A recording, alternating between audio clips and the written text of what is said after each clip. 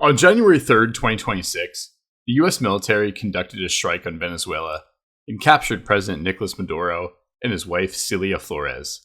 Delta Force carried out the operation overnight, and Maduro was transported to New York to face federal charges, including narco-terrorism, conspiracy, and drug trafficking. The CIA had a covert team operating inside Venezuela since August to track Maduro's movements and patterns, which helped pinpoint his location during the operation. Donald Trump stated the U.S. would run Venezuela until a transition of power could occur, though many details about what this actually means remains unclear. The operation followed months of escalating U.S. military presence in the Caribbean, with strikes on alleged drug smuggling boats. So what were the real reasons why the U.S. did this? Was it the war on drugs, fighting for democracy, fighting for the humanitarian crisis going on in Venezuela? Or was it fighting for capitalism and freedom? Or is this really about oil and control over power, considering Venezuela has the world's largest oil reserves at over 300 billion barrels and is also very close with some of the United States' biggest adversaries like China and Russia? Well, in this video, we're going to dive into all of those reasons. It's really interesting to see the narratives that have been pushed in the media and how a country sells potentially going to war with another country. So the first narrative that's been heavily pushed in the media is the war on drugs. So the war on drugs has been happening for a very long time, and Venezuela has definitely played a part in that. The main narrative around Venezuela is that it's being used as a hub to flood the US with fentanyl and cocaine. Now, Venezuela is used as a transit country for cocaine trafficking, but most cocaine enters the US from Mexico, with countries like Colombia, Ecuador, and Panama being the main direct traffickers via boat. In fact, a lot of the cocaine that is produced in Venezuela actually ends up going to Europe, not the US. It's also interesting because there's actually been more fentanyl that has come into the US from Canada than Venezuela. According to the DEA's 2025 National Drug Threat Assessment, Mexico-based criminal organizations like the Sinaloa and Jalisco New Generation cartels are primary suppliers of fentanyl to the US. So it's not Venezuela that is bringing in all of these drugs into the country. They're coming in from Mexico.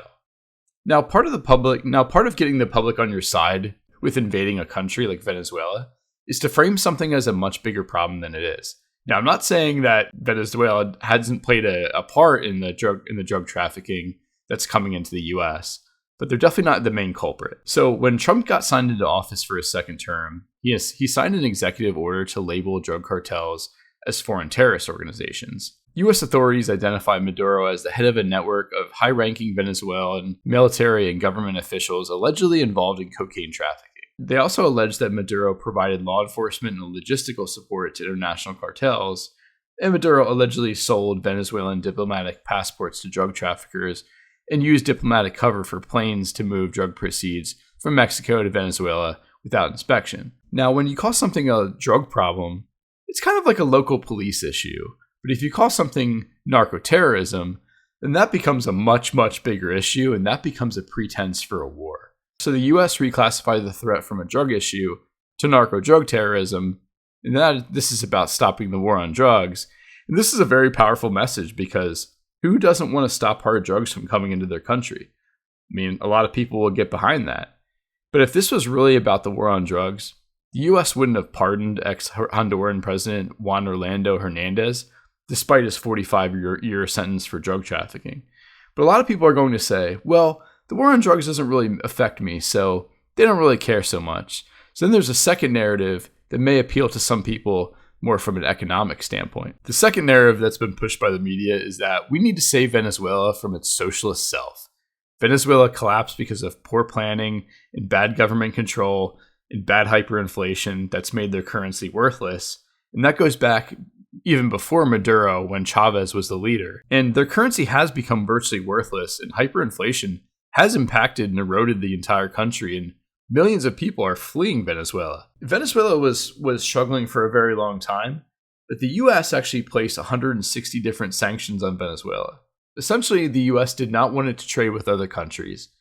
They didn't want Venezuela to sell oil, and they didn't want Venezuela to access global financial markets. This obviously led to empty grocery shelves, starving families, and those same families, they couldn't import food or medicine into the country. And the Venezuelan government, yeah, they created their problem, but the US sanctions definitely made it way worse to pretty much guarantee that Venezuela wouldn't recover. And by leaving Venezuela out of the global banking system, they can't buy parts for their infrastructure, trade or sell oil. So, of course their country would fall into corruption and failure. Venezuela is living proof that socialism doesn't work, and when ships actively avoid your ports, good luck running a successful country. A lot of the American public will rally around this idea because seeing these empty grocery shelves, starving families, and say that we need to step in and help the struggling people of Venezuela. However, the US also doesn't really care about this narrative.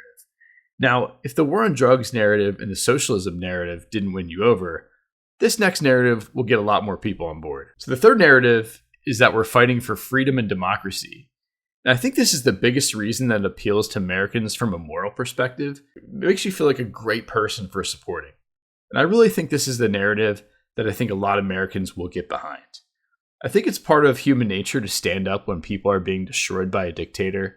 And it's very true that under Nicolas Maduro, opposing leaders that have tried to stop him have been arrested and beaten.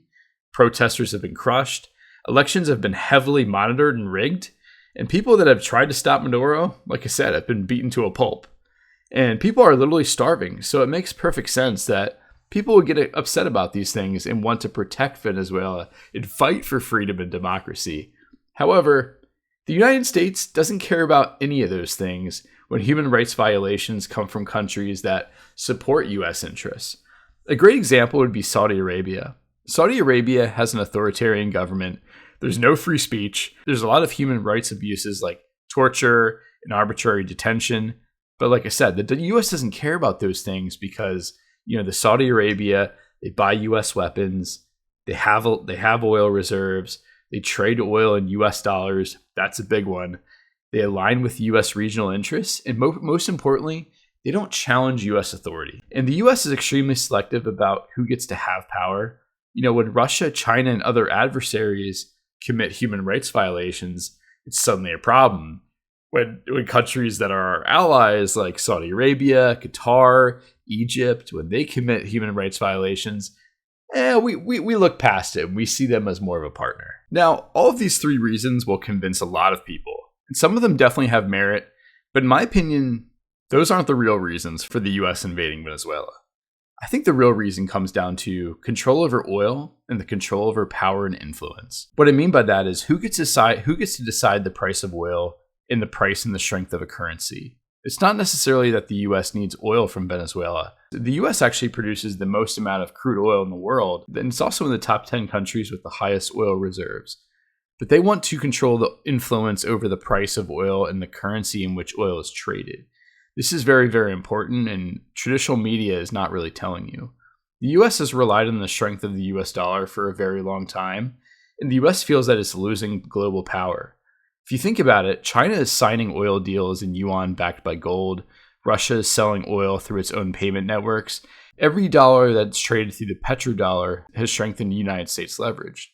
As I mentioned earlier, Venezuela happens to have the world's largest oil reserves in the Western Hemisphere. What makes it even more interesting is that China has given over $60 billion in loans to keep Venezuela's economy afloat. If you even want to call it that, it's kind of hard to say Venezuela's economy is afloat when hyperinflation has eroded the entire country. And every barrel of oil that goes back to China reduces U.S. influence over oil and global power as a whole. It's a win for China because they're getting oil at a very steep discount, and Venezuela is having their economy somewhat stay afloat by the life vest of money that China provides them.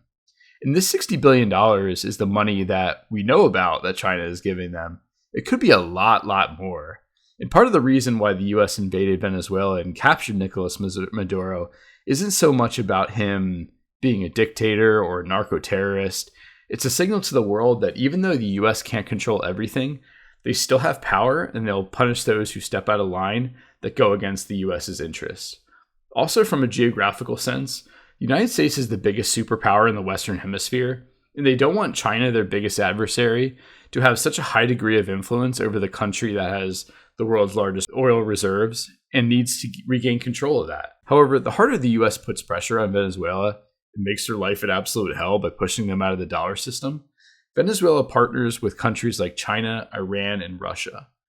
Now, all of this is just my perspective based on my own research. I'm also just a random guy on the internet, and I wouldn't consider myself an expert on geopolitics in the slightest. My goal is to examine events that are going on in the world, research them thoroughly, and explain why these things happened and what the real reasons are behind them. If you've enjoyed this video, feel free to give it a like, feel free to comment down below your perspective on this issue, and feel free to subscribe. I'll see you in the next one.